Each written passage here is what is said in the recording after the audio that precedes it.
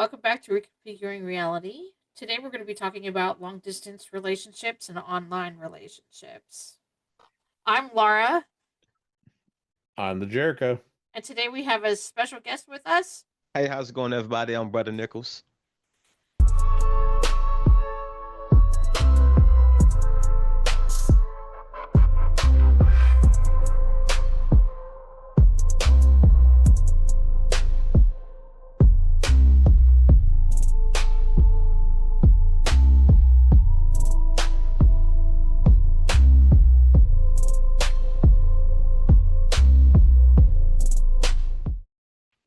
So, of course, our listeners, if they've listened before, know that Jericho and I met online playing 7 Days to Die. And within what, a year, I was living with you, right? Was it within a year? Yeah. Yeah, because I think I moved here in 22. I mean, I do like to move fast. Yeah, I think I was in Michigan for maybe 9 months after we met. Do we get to tell the gushy, embarrassing stories?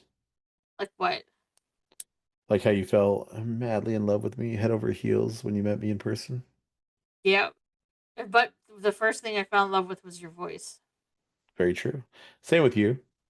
I was like, ooh, look at this Fina. I thought she was a lot younger than she was. Not that age is that much of an appropriate thing for me, but it set the tone of like, I'm dealing with a young person. Like I expected I was going to be someone in their like mid 20s to early 30s. And I was like, this is going to be a chore.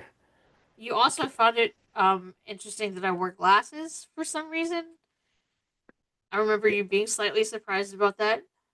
Yes. Because again, my expectations were that you were very young and you never really complained about the normal things people complain about with glasses. Like when people wear glasses routinely, especially if they're nearsighted, or excuse me, farsighted, they tend to be like, "Oh, where'd my glasses go?" Or I put this, or I misplaced that, or "Oh, I can't see this. I gotta like move my glasses." Or I do, they constantly talk about them, right? Hmm. But you didn't. So when I saw you and you had these big old round glasses, I was like, "That's interesting." So we started an online relationship, which turned into a long distance relationship. I think we Yes, did pretty good. We talked every day. we did. And I will tell you, I won the lottery, guys, because I was not the pursuer. I was the pursued. Interesting.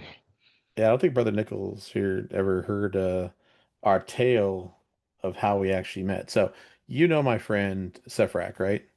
You met him, Nichols. Yes. So, him and I played a lot online because he lives states away, always has. We met through another friend.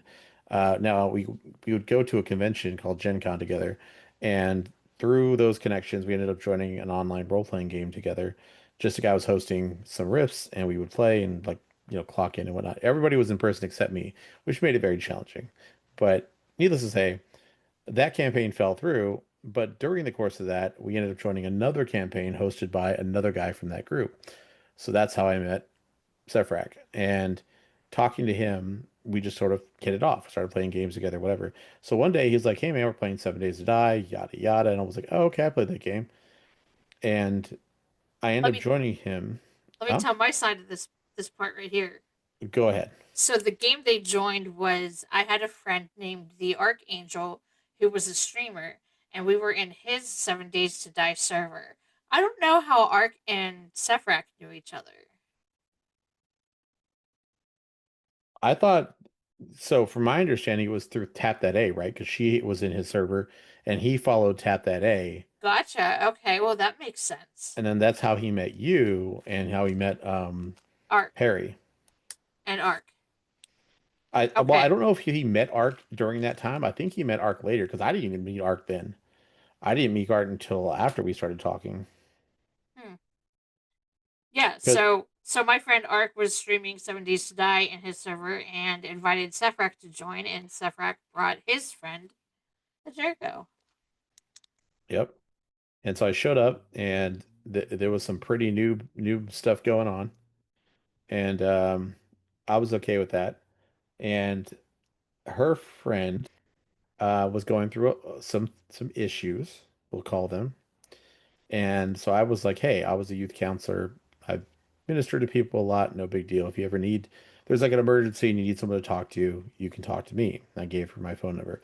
Now, I had no intentions of like making this into a romantic thing or anything like that. I had no interest in this person.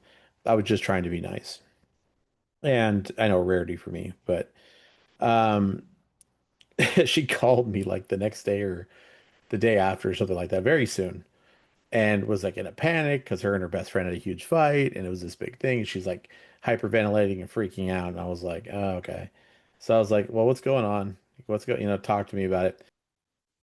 We weren't dating. We weren't, there was no, there's a, like she sounded cute, but lots of people sound cute. And then you end up with, Gorlak the Destroyer. So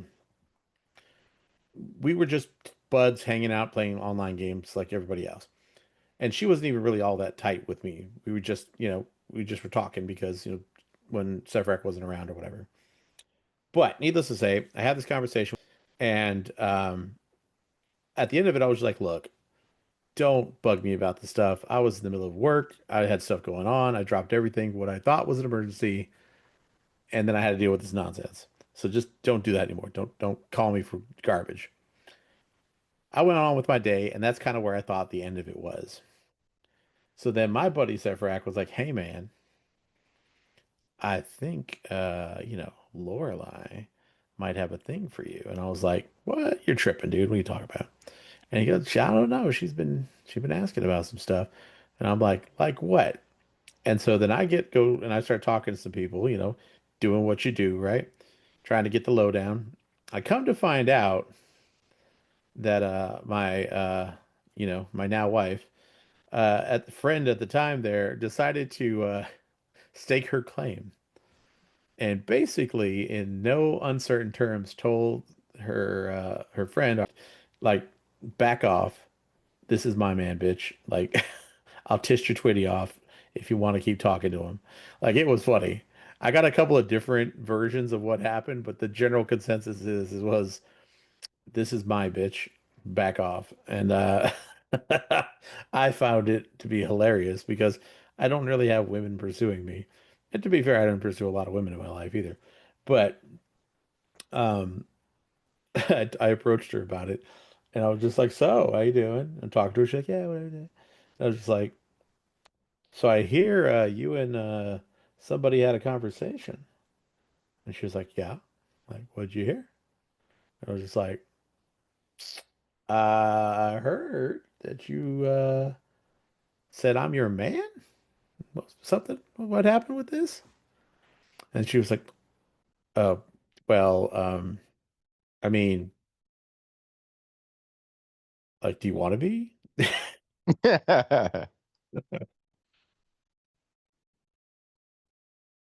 It was very adorable.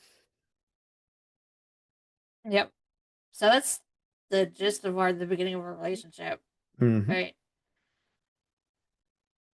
Then you helped me get a mover to move to where you are, and Mhm. then we were married. What, maybe a year or so later? Yeah, like a year and 2 months or months, something like that. Pretty close. Woo. It might have So, been a little bit longer than that, but it was really close. It was really close.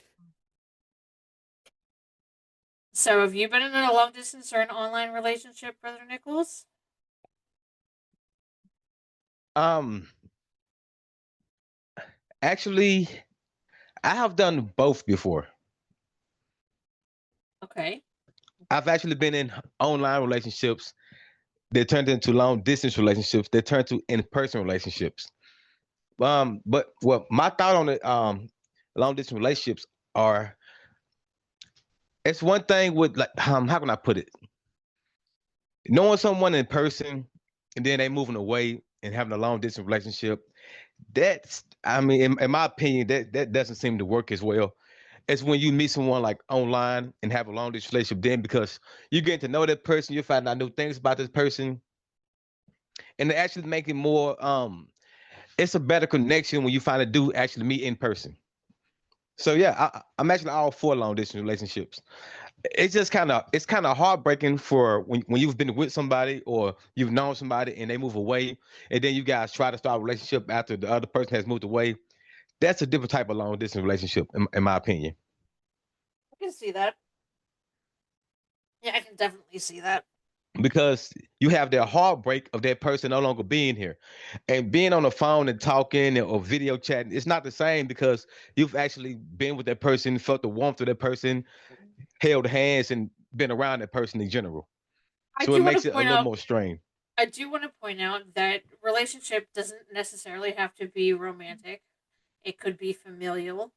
Like when I moved states away from my twin sister, oh yeah, I definitely feel the distance and the loneliness of losing that physical relationship with her. We lived together. We went to the gym together 3 days a week. We had dinner together every night. No. And then not to have her sitting at the dinner table with me, it's rough. It's rough. Yeah, I mean, even though you talk on the phone, it's still that connection that you once had. It's not the same connection anymore. Right. Hmm. Yep. And it's the same with when the kids move out, you know? Like Jericho, when your son was not in the US for military, I'm sure you felt that, right? Hmm. I've had a couple of different varieties of online relationships in different locales, either meeting through an online medium, through in person, through friends, through lots of things. I used to do when the internet was still in its infancy, I used to do like pen pals and chat rooms to meet people overseas. Oh, you know something I remember? I remember being a teenager, and something they had at this time was they had a phone chat. This was before internet was a big deal, before you had all these video chatting or able to hop in these different kind of dating groups online. They had some called the phone lines, chat lines, where you would meet people through just through phone conversations. And I remember having phone conversations, phone relationships with people. And the thing about it was weird because they lived maybe 1 or 2 towns over, but before the internet, 1 or 2 towns over seemed so fucking far. Yep. Yep. It did. So I found that in romantic relationships, 10 to 12% of adults meet their significant others online. And out of that, 12% is successful in committed relationships and marriage. You know why I believe that is so? I believe because that 12%, so let's say 88%, 88% of people, they give you an unrealistic version of themselves through Huh. communication online and through phone conversations. It's Yes. not who they really are, it's who they want to be. Yeah, I can see that. And I can see that, the longer you talk to somebody online, the more you see their real self, whether or not they tell you their real selves. You know what I mean? Yeah, exactly. Like I've been through relationships where for the first 3 months a person tells me, I mean, no, they show me and they tell me of a totally different person than who they truly are. And by the time you find out who they really are, you have two choices. You could be either deeply invested or you could be pushed away.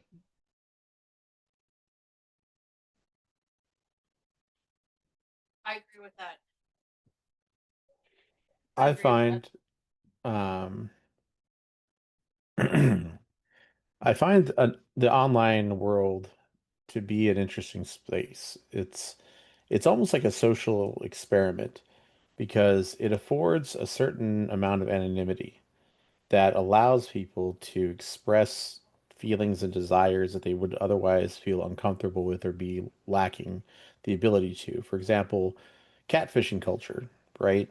Oh, It's seen as a nefarious thing to do, but a lot of people are just lonely or they want to know what it's like to be out of their own skin or out of their own body. Not that they're like secretly trans or other things, although that could be things that they may have felt. It's also a way for them to become something different than they are their station in life. There's lots of memes about this, especially with video games, about, this. this female avatar belonging to some 40-year-old dude in his boxer shorts in the basement, right? And the thing is, having experienced several online spaces where people live alternative lives or alternative lifestyles, I can tell you a lot of these people are searching for things. To them, it's not just a game, it's an escape from reality.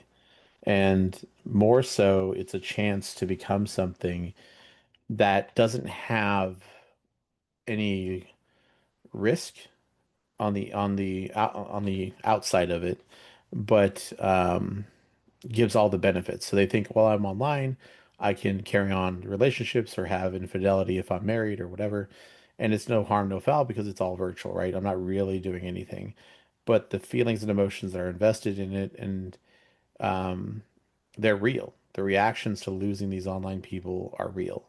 When they have fights, arguments, when they betray one another, it's no different than a regular relationship. In fact, it's worse in many regards, in my experience, because the online world, everything is about immediate gratification. So relationships develop very, very quickly. Real life is not so cut and dry. When you have an argument with your wife or your husband, you can't just turn them off and walk away. You can't just block them. Like there's responsibility and there's accountability for your actions. And a lot of times that's staring you right in the face. So it becomes much more challenging. And this is echoed in online relationships, right? They're usually pretty hot and fast. You're super excited about learning about the person because all of your biases are put on hold. You can't just look at them physically and start making assumptions, or your natural, you know, assumption bias, let's call it, is going to paint somebody, right? So my wife is a very short stature. She is not a tall person. So had I known this 4'10" before for anybody who's interested. with platform like step ladders on, Barefoot. but the thing is that if had I known this, right, I would have already made a bunch of assumptions about her capabilities, her physical attributes, because I could see how big she was, right? But when you're online, all of that is a mystery. They could be 8 feet tall, they could be 2 feet tall. You never know. And that gives you a lot of ground to make up. So you have a lot more questions to ask than you would normally need because you could see with your eyes or experience things in person. And I think that leads to these rapid developments is because you're much more invested in asking questions about the other person. But I also think there's a certain level of privacy people try to put up and distance in these personas. And so a lot of those questions are too personal to ask or avoided in entirely, right? Because you're afraid to say like, oh yeah, I'm bald or I'm this from that. And you start leaning towards painting a false picture because you don't want your fantasy to be shattered by the reality of who or what you are. Hmm. Interesting. A couple of years ago, I had a friend. We were making a GTA online, like an RP server, and we had a falling out. And I considered this person like part of my family. He was like a brother to me in my mind, and he just walked away. He just blocked me and walked away from the project altogether, and it fucking broke my heart. Like I felt like I had had a death in the family. But we spent every day together working on this project. For how long? How long had we worked on that, babe? I mean, quite a long time because Almost a that year. was, huh? Almost a Yeah, year. I would say yeah, it's probably a year. Yeah, And that doesn't include all the brainstorming and stuff you did prior to that when you were in a different server. right. That's just the time you worked on building the one. Yeah. So, and I don't think you can get any more of a long distance type relationship with that, with him being overseas. But like, I legit thought of this dude as family. Hmm. Something else that I've noticed when it comes to long distance relationships is that, well, it depends on the kind of person you are. because in my eyes, I actually feel more comfortable sometimes in a long distance relationship about being who I am because they're not there in person to judge me and they're not trying to judge me to begin with. Like you said, it's just another lonely person looking for someone to make them feel less lonely. And you can Hmm. feel, and you can sometimes you can be yourself and tell them things you wouldn't tell people in real life or people you know personally because you don't feel as judged as you do in a long distance relationship. Long distance relationships are common and apparently common and have similar success rates to traditional relationships, which is about 58 to 60%. Would you have thought that? Sounds about right. Um, give or take. Only reason why I say give or take is because in person, you find out pretty quickly if you want to be around somebody or be with somebody or not. Online, it's more to get to know each other, so it's a longer process. So I feel that if we've been chatting or talking for the past 6 months to a year, we know each other better when we do meet in person than someone say I met while shopping at the mall or shopping at Walmart. Because people tend to rush things too fast in person than they do in long distance relationships. Huh. What were you going to say, Jericho? Oh, didn't say anything, but I can add to it. I will say that and since I feel like online relationships move much faster than in-person relationships, but I want to stress the word relationship. I know it's kind of a catch-all term nowadays, but what I mean by that is like a romantic relationship. In-person relationships, they're not really relationships. The What I call the bump and fuck method that people use to meet one another is they're going out there and they claim, "Hey, I'm just looking to meet someone and da da da da," but then they go out and have sex. So, if you're looking for something, you're trying to invest, but they're like, "Well, I'm not going to pass up free sex." Okay, well then you're already compromising the process, right? Like I'm not shaming those who do it. I'm just saying that you get what you paid for, right? So if you go out there and you're just slinging tail, well, you can't express, or excuse me, expect to really know someone or keep any sort of mystery to that relationship because you've already taken what is supposed to be an intimate and private act and cheapened it. Like, it doesn't matter if you had fun or whatever, if that's your goal, then great, more power to you. But the problem is it's been proven that uh, sex is not just a physical action. Even if you have no desire to have an emotional connection with the person that you're having sex with, things happen.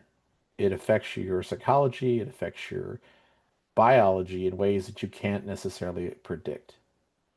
So it's one of those things where I think people tend to undervalue what they're exchanging and overvalue the instant gratification. Please, wham bam, thank me, ma'am, right now.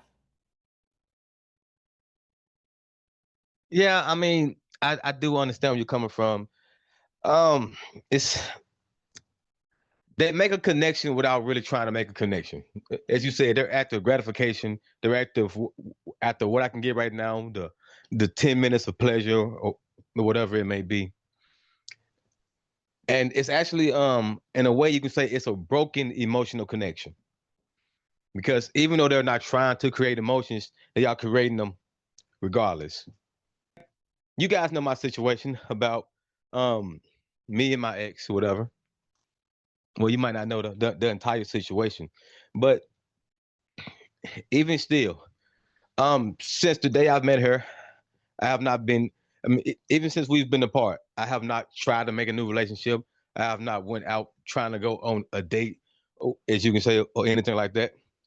Because even though we're not together right now, I'm still emotionally involved. I'm still emotionally dedicated.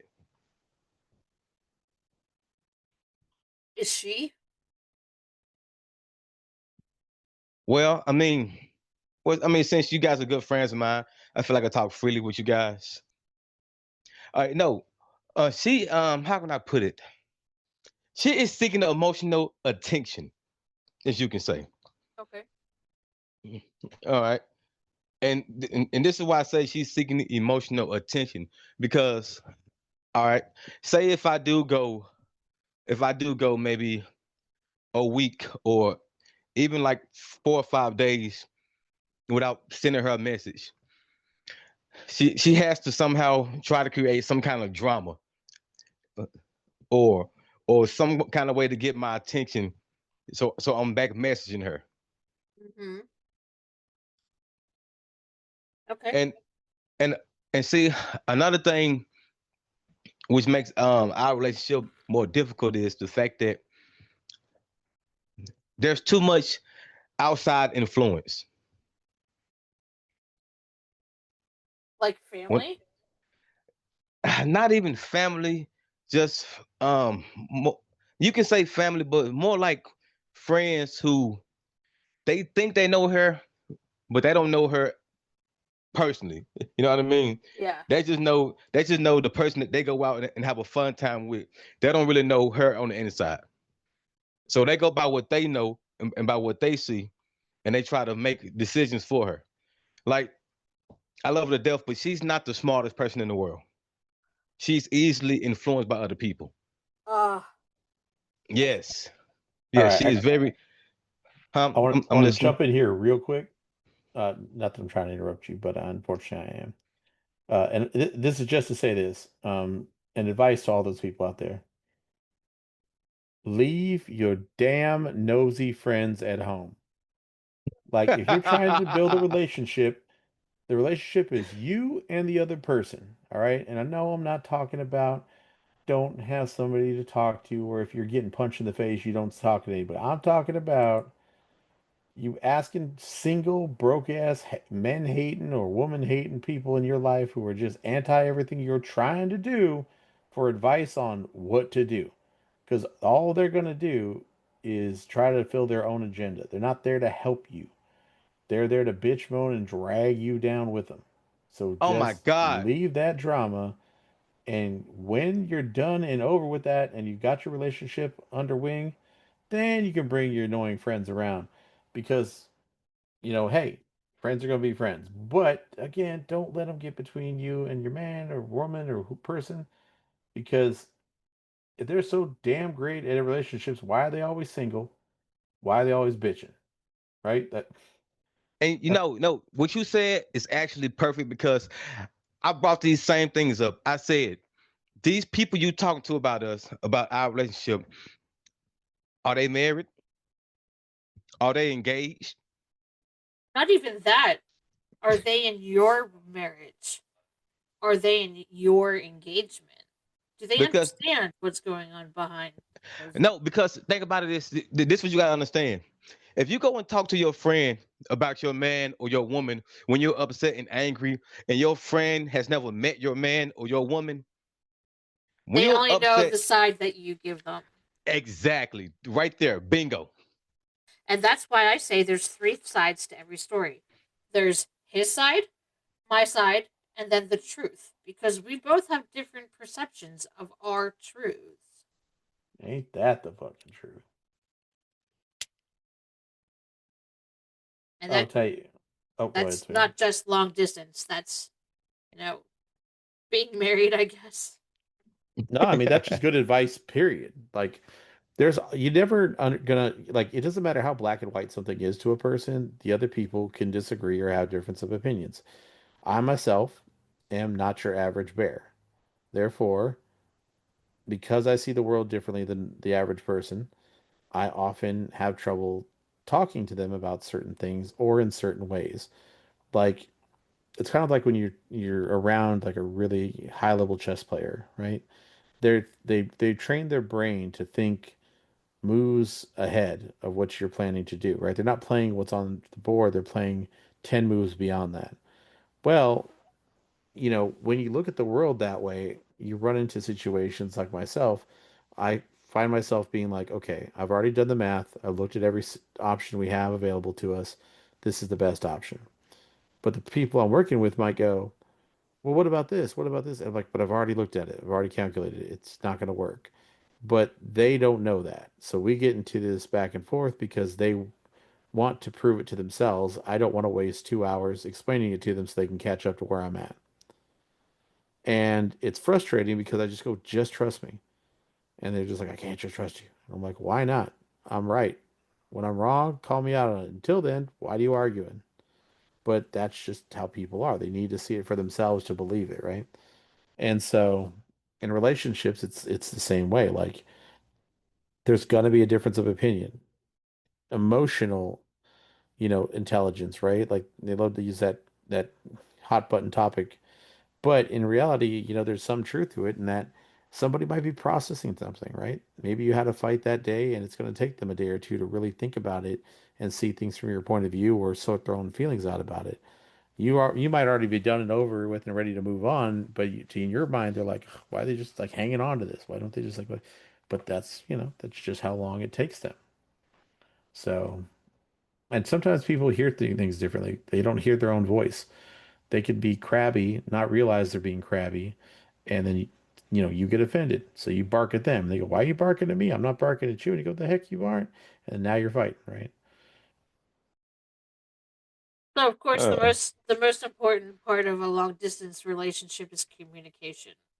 Sex in a long distance relationship is kind of a funny topic. With today's, ability to trade pictures very back and forth, they've got like vibrators and toys and things that you can use to stimulate your partner from abroad. There's also, relationship ones like that where you can get necklaces or rings that vibrate when, the person's thinking, when they touch it or when they squeeze it or whatever, so you know that they're thinking about you. I mean, technology has bridged the gap that pen pal letters and stuff used to cover. Can you imagine having a long distance relationship without internet? I oh, mean, it'd be easy to I be mean, like, yeah, to me, it would be easy. And I don't mean easy in the relationship, just in general, but I mean, compared to I texted you and 5 minutes later you didn't answer me and they're all up your ass. They sent you a letter that you just, what are you going to send? They're going to send you, oh, next week I got another letter. Did you get my letter yet? Why didn't you answer me? They're like, bitch, I All just right, got your letter. What are you talking about? I mean, it. Okay, it has. Okay, the internet has simplified and also complicated the long distance relationship. It's attention spans. That's the problem. Everybody is such a use it now, gimme, gimme, gimme reward culture that they're not willing to invest or wait on things.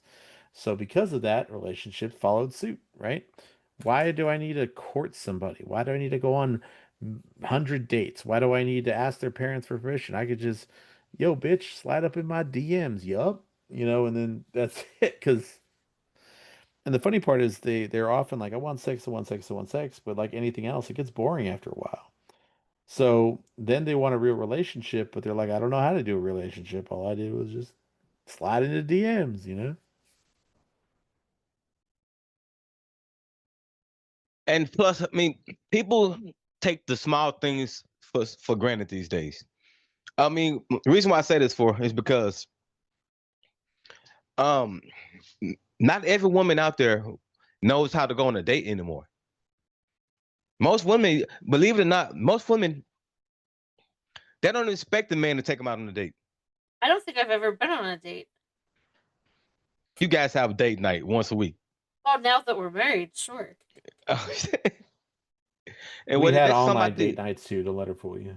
Okay, no, I mean I say that for a reason, all right? Because I mean, other than the person that you guys know of me being with for the past couple of years, even though we've been together for longer than that, but other than that, I've like tried the whole dating thing, like actually going out on a date, and most women don't seem interested. But if I tell them let me come slam some dick down, they're like, okay, come over.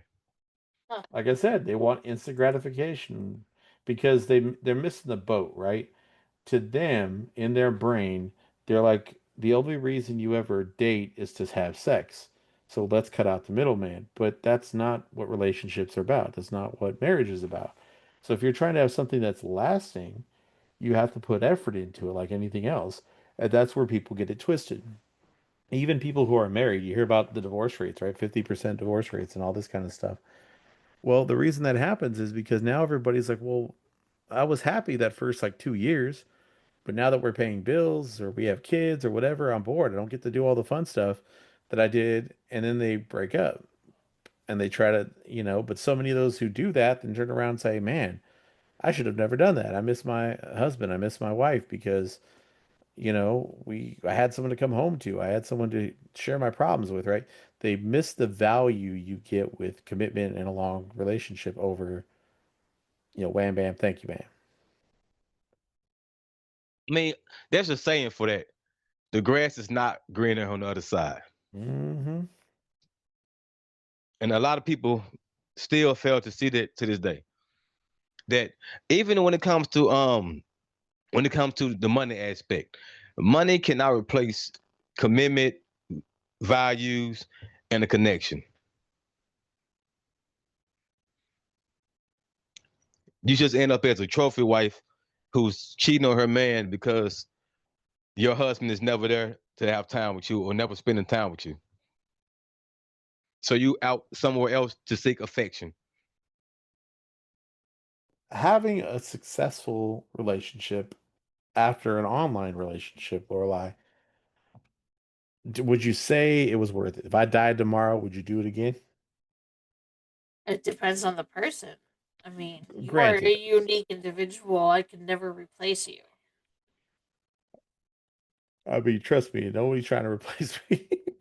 Well, let me rephrase it. Don't try to duplicate me. I know a few people would be happy to replace me, but what about you, Nichols? Would you do another online gig, or do you like maybe you're done with the online world? Um, okay, I'm not the best person to answer that question.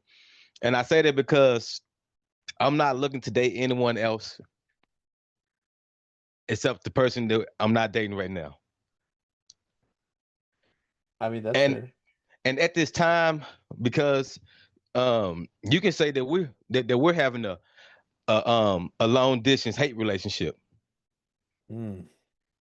which is weird because as I said, if I go a couple days without messaging, she creates some kind of drama that I hear about through her niece. And I say her because her niece still calls me her uncle and she still contacts me all the time. But that's why I say I'm dealing with a lot of attention seeking,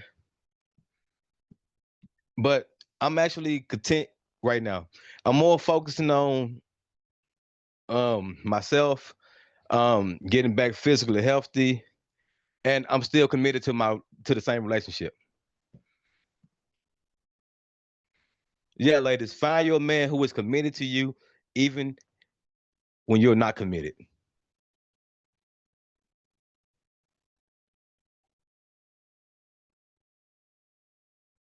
Yeah, You that's why I know, was ending in that. no, I was just thinking to myself, like commitment is a strange thing because on one hand, it's one of those dual dual-edged swords, right? And I don't want to paint commitment as bad, but I will say that commitment, for all its splendor and wonder and benefit that it gives you, God dang, you can't stop yawning. See, they try it again. For all its splendor, wonder, and benefit that being in a committed relationship can give you, just like love itself, at times it can feel smothering. At times it can feel restrictive. At times, the sacrifice you make to be with someone can weigh heavy on you compared to the benefits you gain. And that's usually where you hear about rocky relationships is because when a marriage, when a, just a boyfriend, girlfriend, whatever kind of relationship you're in, friendship even, you know, there's a point where it isn't all rainbows and sunshine. There's a point where you start to question, why am I investing? Is it worth it? What's the benefit anymore, right? And in truth, a lot of us have a lot more going on than just the relationship, but it becomes an easy target because to focus on the other things that are wrong with us or that may be bothering us is to admit that there's a problem. And sometimes that's in itself is a struggle. So you take it out on something, and what I like to call it, I like to call it emotional lending, right? It's like when you take a loan out against, put a lien on your house or your car because you need money, right? The same thing happens with your relationship. You start to take your frustrations out on it. You start to use it as a safe space or crutch. Instead of dealing with the problem, you use it as a recovery way, right? And you drain your partner's love and resources, be they physical or emotional or combination thereof. And eventually that well is going to run dry. Eventually that relationship is going to go bankrupt because you're drawing, but you're never paying back into it. And or the amount that you're paying back just isn't going to cover your debts. And where people get it screwed up is they think when they've reached that rock bottom that it's the relationship's fault and they can't recognize their own part that they played in it. And sometimes when they do recognize that, that's when they run. That's when they break it off because to admit that it's all their fault is just more than they want to deal with. And so I would tell people, relationships are worth having, commitment is worth having. But like anything that's worth having, it means struggle. It means hard times. It means hard work.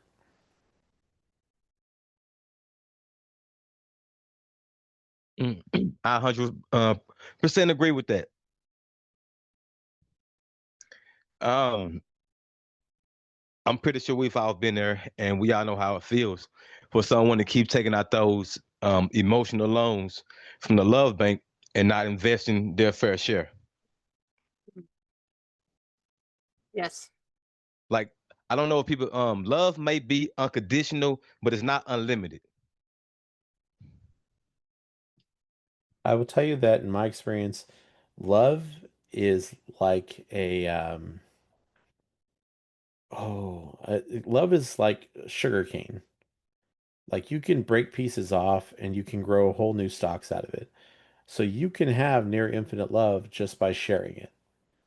And it doesn't always mean just in a single relationship, right? Sometimes by being a good friend, by being a good brother or sister, by being a good parent, and sharing your love with those closest to you or those who are in need, it can help heal the wounds of a relationship you don't know how to fix. Now, I'm not saying it's a substitute, but I'm saying oftentimes it's infectious. And by doing positive things for other people, that positivity helps to strengthen your bonds. Seeing the joy that you can bring, especially if you have a very self-deprecating attitude about yourself in a relationship, can oftentimes remind you that, you're not a horrible person. That if you make mistakes and you forget something, an anniversary, or you snap at your partner in frustration, or, any number of incidents that people now take and, blow out of proportion, that for every time you may do something like that, there's a time you can hold them when they need you. There's a time you can tell them you love them before you go to bed. There's always time to invest in the relationship that doesn't take hours and weeks and days and all your free time. It just means, you know, keeping your eye out for moments where you can be a partner, where you can show that connectivity, that responsibility, that belonging to one another, right? You fell in love and you're together for a reason. And sometimes you have to remind yourself what that reason was or is, and was a good reason to begin with, right? Some of the harsh truth is we have all the best intentions to be with somebody, but you're just not compatible. There's things, but for those who have had a relationship, nothing's sadder to me than seeing somebody who's been together, 3, 4, 5 years, and then they just call it quits when they could be together for 60 because they get ahead of themselves and they think, well, I'm never going to be this perfect partner. I'm never going to be whatever it is. I can't see a way right now to stop fighting, to stop arguing, to stop the little stuff. And they let that little stuff throw everything away. right? I know I felt that way a lot of times in my relationships, past and present, that, you know, I wasn't good enough, or I'd hit some kind of low where I could never come back from it. And I will tell you that from personal experience, you can't always make up for a mistake. Some things you just can't go back in time and fix. But if you learn from it and you make sure that you don't repeat the mistake, you make that conscious choice to not let that happen again, and remind yourself when it doesn't happen. You know, if you get close to it, if you feel it happening, if it looks like you're heading down the wrong path, you know, you don't have to wait until you're 2 inches from the wall to pull the brakes and stop yourself, right? You can cut yourself off at the pass and not let yourself walk that same path because you've already been there. You know what steps you took or what steps you should have taken that led you down that dark road in the first place. So you know how to avoid it. All right. Well, that's going to be it for today's podcast. Don't forget to like, subscribe, come back, see us next time. Tell us your long distance relationship stories. We'd like to hear them. And we'll see you next time. Bye, everybody. Bye. You guys have a great day.